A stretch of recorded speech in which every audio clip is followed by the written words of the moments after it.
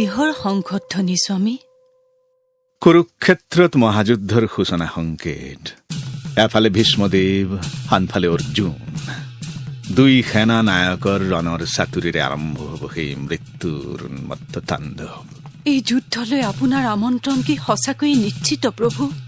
নিশ্চিত পদ্মা, নহলে এই কৰ্ণ আজি কিয় কবচকুণ্ডলহীন?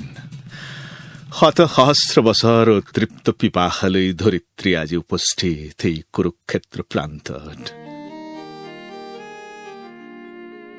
কোটি কোটি বীৰ সৈনিকৰ বুকুৰ ৰক্তেৰে ধৰিত্ৰীৰ তৃষ্ণা দূৰ নহয়। তেওঁৰ অপেক্ষা মাত্ৰ এটি জ্বালাময় জীৱনৰ শোণিতলৈ। আৰু সেই জীৱন কাৰ তুমি জানা? কাৰ? মোৰ পদ্মা, তোমাৰ এই হতভাগ্য স্বামী কৰ্ণৰ। মধুসূদন, এয়া তুমি কি কৰিলা? মধুসূদন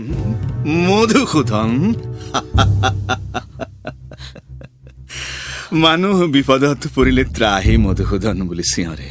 আজি তুমি কাক মাতিছা পদ্মা? তোমাৰ মধুসূদনেই যে চক্ৰান্তৰ নায়ক। নাই, মই বিশ্বাস নকৰো। তুমি বিশ্বাস নকৰিলেই সত্য জানো অসত্যলৈ ৰূপান্তৰিত হ'ব? তোমাৰ মধুসূদনৰ চক্ৰান্তত সত্য পালনৰ অৰ্থে এই কৰ্ণই কুৰুক্ষেত্ৰত তেওঁৰ জীৱনৰ আহুতি দিব। আৰু ভৱিষ্যতত যেতিয়া ইতিহাস ৰচনা হ'ব, তেতিয়াৰ মানুহে এই ইতিহাস পাঠ কৰি তোমাৰ মধুসূদনক কি ক'ব জানা? ক'ব, ধিক মধুসূদন, ধিক ধিক। স্বামী,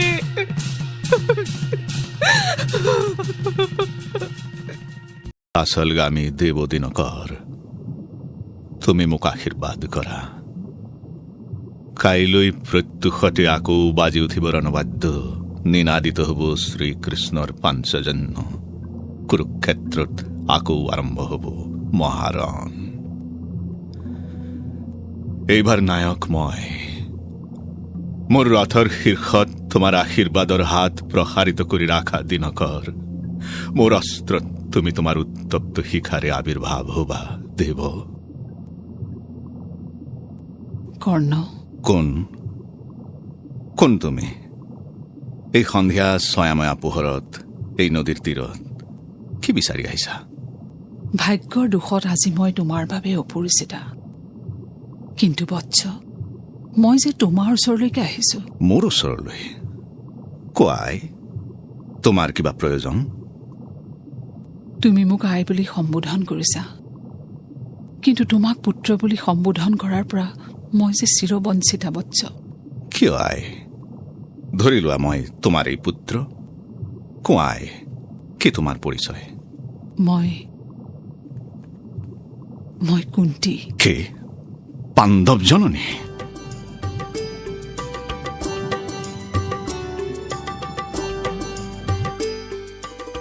আঁতৰি নাযাবা বাছা, এয়াই মোৰ সম্পূৰ্ণ পৰিচয় নহয়। যদি আৰু কিবা পৰিচয় আছে অকপতে ব্যক্ত কৰা, নহলে এই মুহূৰ্তত পাণ্ডৱ জননীৰ লগত মোৰ বাৰ্তালাপ নীতিবিৰুদ্ধ। সেই পৰিচয় প্ৰকাশ হলে ভূমিকম্পত ধৰিত্ৰী চৌচিৰ হ'ব, সাগৰত ধুমুহাই প্ৰলয়ৰ সৃষ্টি কৰিব, আকাশত সশব্দে বজ্ৰই হুংকাৰ কৰিব। তেন্তে তোমাৰ সেই পৰিচয় গোপন হৈ থাকক। এতিয়া কোৱা, মোৰ ওচৰলৈ অহাৰ উদ্দেশ্য? ভিক্ষা বিচাৰি আহিছো পুত্ৰ। ভিক্ষা? পাণ্ডৱ জননী আহিছে পাণ্ডৱৰ চিৰবৈৰী কৰ্ণৰ ওচৰত ভিক্ষা বিচাৰি? ৰাজমাতা আহিছে ভিক্ষুকৰ পৰা ভিক্ষাৰ আশা কৰি? তুমি মোক ব্যংগ কৰিছা নেকি? তথাপিও কোৱা পাণ্ডৱ জননী, প্ৰাৰ্থীয়ে যি বিচাৰে তাকে দান কৰিবলৈ মই যে প্ৰতিজ্ঞাবদ্ধ। ধৰ্মৰ বাহিৰে তুমি যি বিচাৰা তোমাৰ চৰণত মই অৰ্পণ কৰিম। মই তোমাক উভতাই নিবলৈ আহিছো কৰ্ণ। মোক উভতাই নিবলৈ আহিছা? কলৈ আই? মোৰ এই অতৃপ্ত মাতৃপক্ষলৈ, তোমাৰ আপোনজনৰ মাজলৈ। বীৰ পঞ্চপুত্ৰৰ ভাগ্যৱতী জননী তুমি, আৰু মই হীন দীন অভাগা সুতপুত্ৰ। পঞ্চ পাণ্ডৱৰ পৰম সম্পদ মাতৃস্নেহৰ অংশ মই কি অধিকাৰত দাবী কৰিম আই? সেয়া যে তোমাৰ নিজৰ অধিকাৰ বাছা। নিজৰ অধিকাৰ? ৰাতি নিজম হৈ আহিছে। এই লজ্জাকাতৰ মুখ এতিয়া আৰু কাৰো দৃষ্টিগোচৰ নহয়। শুনা কৰ্ণ, তোমাৰ জন্মৰ সেই অজ্ঞাত কাহিনী আৰু মোৰ ঘৃণিত পৰিচয়।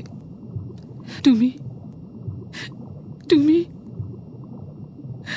তুমি মোৰে গৰ্ভজাত সন্তান। ক্ষান্ত হোৱা পাণ্ডৱ জননী, এই কাহিনী মই শ্ৰীকৃষ্ণৰ পৰাও শুনিছো, কিন্তু বিশ্বাস তেতিয়াও কৰা নাই। শ্ৰীকৃষ্ণ কপট, তেওঁৰ পক্ষে প্ৰতাৰণা সম্ভৱ। কিন্তু তুমি যে ধৰ্মৰাজৰ জননী, স্বাৰ্থসিদ্ধিৰ বাবে এই প্ৰবঞ্চনা তোমাৰ শোভা নাপায়। প্ৰবঞ্চনা নহয় পুত্ৰ, প্ৰতাৰণাও নহয়।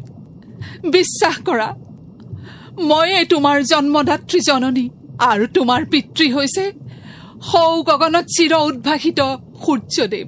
দিনকৰ সূৰ্য? কৰ্ণ, তুমি সূতপুত্ৰ নহয়, তুমি যে সূৰ্যপুত্ৰ। তুমি এই অভাগিনী কুন্তীৰ জ্যেষ্ঠ পুত্ৰ বাচা। এতিয়াও বিশ্বাস হোৱা নাই? মই মিথ্যাভাষিনী নহয় কৰ্ণ। নহয়, মিথ্যাভাষিনী নোহোৱা তুমি, কিন্তু তুমি ৰহস্যময়ী ৰাক্ষসী, লজ্জাহীনা পাষাণী তুমি। কাইলৈ প্ৰত্যুষতে হ'ব মোৰ জীৱনৰ আকাংক্ষিত মহাৰণ, আৰু এই সন্ধিয়া পৰিচয় দানৰ চলেৰে তুমি আহিছা মোক হত্যা কৰিবলৈ। তোমাৰ কোনো কথা, কোনো দৈৱবাণী মই বিশ্বাস নকৰো। মই জানো মই সূতপুত্ৰ। এই পৰিচয়ে হ'ল মোৰ জীৱনৰ শ্ৰেষ্ঠ গৌৰৱ। নহয় পুত্ৰ, এই দুখিনীক বিশ্বাস নকৰিবা। মোৰ কুমাৰী জীৱনৰ এটি মুহূৰ্তৰ ভুলৰ কাৰণেই তোমাৰ জন্ম। লোকলজ্জাৰ ভয়ত মই তোমাক নদীৰ সোঁতত উটুৱাই দিছিলো। এতিয়া অবোধ, অজ্ঞান, নিৰপৰাধী শিশুক নদীৰ সোঁতত উটুৱাই দিব পাৰিলা? তোমাৰ কি এবাৰলৈ বুকু কপা নাছিল? কৰ্ণ, উটুৱাই কিয় দিছিলা মাতৃ? লোকলজ্জাৰ পৰা পৰিত্ৰাণ পাবলৈ সেই শিশুক জন্মাৰ লগে লগে হত্যা নকৰিলা কিয়? তেতিয়াওতো সেই শিশু কাৰো ঘৃণাৰ পাত্ৰ নহলহেঁতেন। কোৱাচোন মোৰাই, নদীত বিসৰ্জন দিয়াৰ সময়ত জানো সেই শিশুৱে তোমালৈ চাই কান্দি উঠা নাছিল? এটোপাল চকুলো জানো তোমাৰ চকুৰ পৰা নিগৰি পৰা নাছিল সেই শিশুৰ ললাটত? কৰ্ণ, তোমাৰ আজি হয়তো একোৱেই মনত নাই, কিন্তু মই জানো তোমাৰ অশ্ৰুৰ এটা টোপাল সেই হতভাগ্যৰ কপালত নিশ্চয় পৰিছিল। নহলে তাৰ চিৰ জীৱনৰ যাত্ৰাপথ ইমান পিছল, ইমান দুৰ্গম হল কেনেকৈ? কৰ্ণ, তুমি মোক তিৰস্কাৰ কৰা পুত্ৰ। আজি কেৱল এই তিৰস্কাৰেই মোৰ একমাত্ৰ প্ৰাপ্য। সেই শিশুৰ সম্বল হল মাত্ৰ চকুলো, আশ্ৰয় হল দুৰ্ভাগ্যৰ বিক্ষুব্ধ তৰংগ। নিয়তিয়ে তাক টানি আনি হাতত অস্ত্ৰ তুলি দি থিয় কৰালে সহোদৰ ভাতৃৰ সন্মুখত, শত্ৰুৰ বেশত। কি চমৎকাৰ ভাগ্য মোৰ আই, আৰু এই সকলো তোমাৰেই দান জননী। সেই তিৰস্কাৰ কিয় তুমি মোৰ নমস্কাৰ গ্ৰহণ কৰা?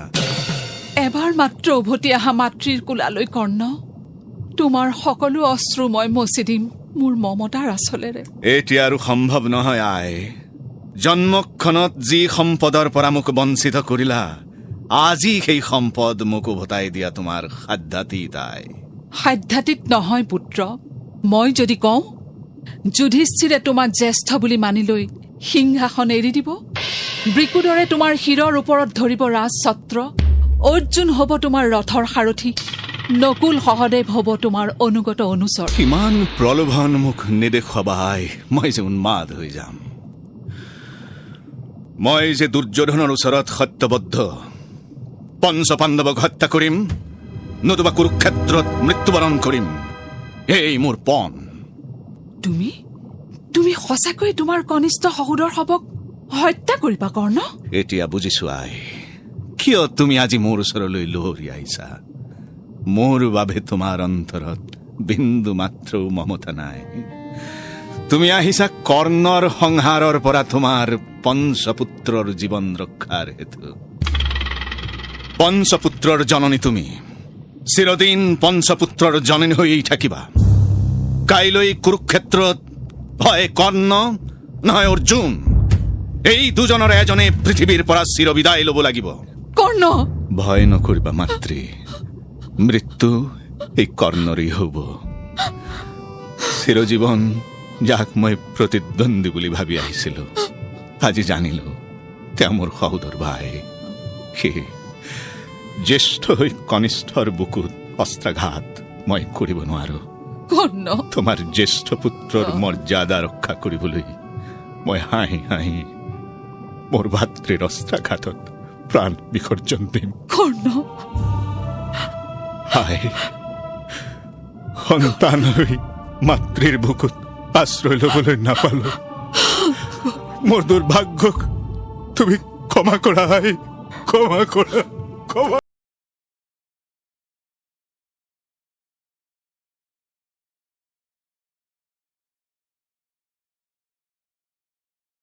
আতুৰা বসুন্ধৰাই স্মৃতিৰ মনে কোঠৰ পৰা লুপ্ত হৈ গৈছে এক এক অমোঘ অস্ত্ৰ। গুৰু পৰশুৰাম আৰু ঋষিবৰৰ অভিশাপ ফলৱতী হৈছে। কৰ্ণক সহায় কৰিবলৈ আজি কোনো নাই।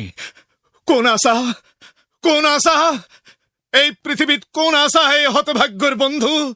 মোক সাহায্য লাগে, মোক সাহায্য লাগে। মাথো এখনি ৰথৰ, মাথো এতিয়া অস্ত্ৰৰ প্ৰয়োজন মোৰ। ক'ত আছে কৰ্ণ? নাৰায়ণ, ক'ত আছে সেই দাম্ভিক অংগৰাজ? বলা ধনঞ্জয়, ৰথহীন কৰ্ণক বধ কৰাৰ লগ্ন আজি তোমাৰ হাতৰ মুঠিত। গুৰু পৰশুৰাম, এবাৰ চোৱা তোমাৰ প্ৰিয় শিষ্যৰ এই কৰুণ অৱস্থা। হোৱা, অৰ্জুন আগবাঢ়ি আহিছে। অৰ্জুনৰ সহায় স্বয়ং ভগৱান নাৰায়ণ সাৰথী পাৰ্থৰ। এটিবাৰ, মাত্ৰ এটিবাৰ মোৰ মস্তিষ্কক ৰেহাই দিয়া পাহৰণিৰ গৰ্ভৰ পৰা। এটিবাৰ মাথো অস্ত্ৰ প্ৰয়োগ কৰাৰ অৱকাশ দিয়া গুৰুদেৱ। কি হ'ল পাৰ্থ, তোমাৰ গান্ধীব এতিয়াও নিষ্ক্ৰিয় কিয়? কৰ্ণ সংহাৰৰ এই উপযুক্ত সুযোগ। পাৰ্থ, তুমি বীৰ, তুমি ক্ষত্ৰিয়। চোৱা, তোমাৰ সন্মুখতে কৰ্ণ ৰথহীন, অস্ত্ৰহীন, নিৰস্ত্ৰ। নিৰস্ত্ৰৰ ওপৰত আক্ৰমণ ক্ষত্ৰিয়ৰ ধৰ্ম নহয়। কৰ্ণ, তোমাৰ আজি ধৰ্মৰ কথা মনত পৰিল। সংকটত পৰি আজি তুমি ধৰ্মৰ দোহাই দিছা। তুমি দুৰ্যোধন দুঃশাসনৰ সংগত যেতিয়া দ্ৰৌপদীক ৰাজসভাত অপমান কৰিছিলা, দ্ৰৌপদীৰ বস্ত্ৰ হৰণ কৰোতে যেতিয়া আমোদ পাইছিলা, তেতিয়া মনলৈ অহা নাছিল ধৰ্মৰ কথা?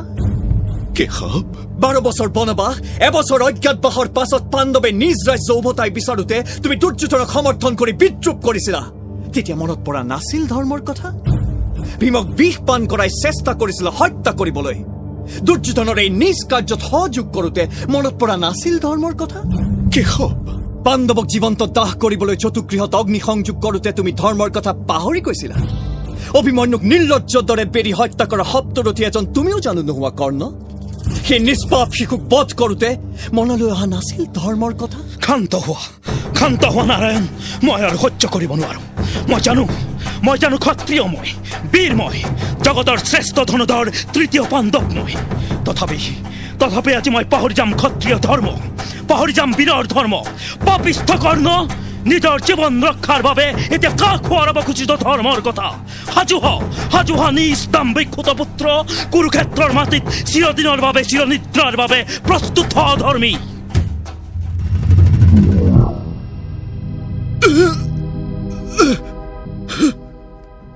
অভিমন্যুৰ হত্যাকাৰী, ঘটোৎকচৰ হত্যাকাৰী, পাণ্ডৱৰ চিৰবৈৰী, তোৰ শাস্তি। ক্ষান্ত হোৱা পাৰ্থ, মহাপ্ৰয়াণৰ যাত্ৰী মহাযোগীক শান্ত ভাৱেৰে বিদায় দিয়া। কেশৱ,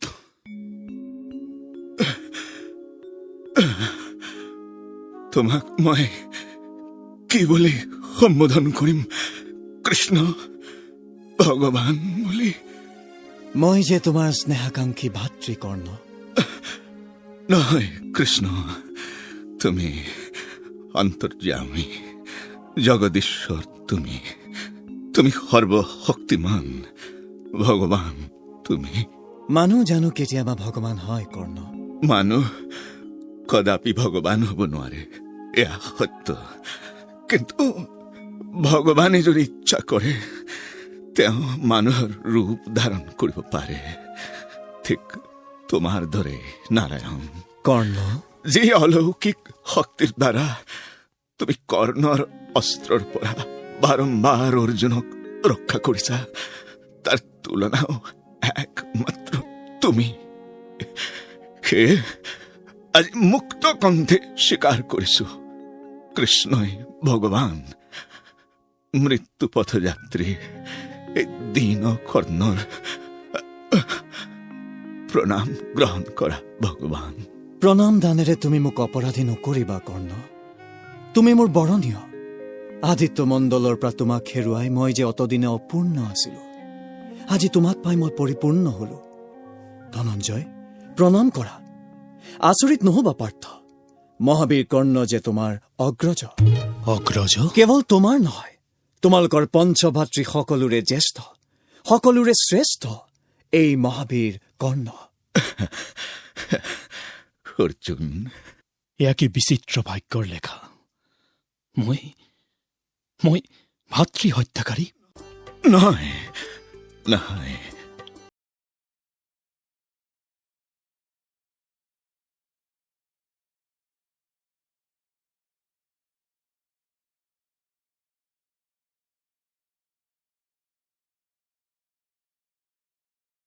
মোৰ সৌভাগ্য।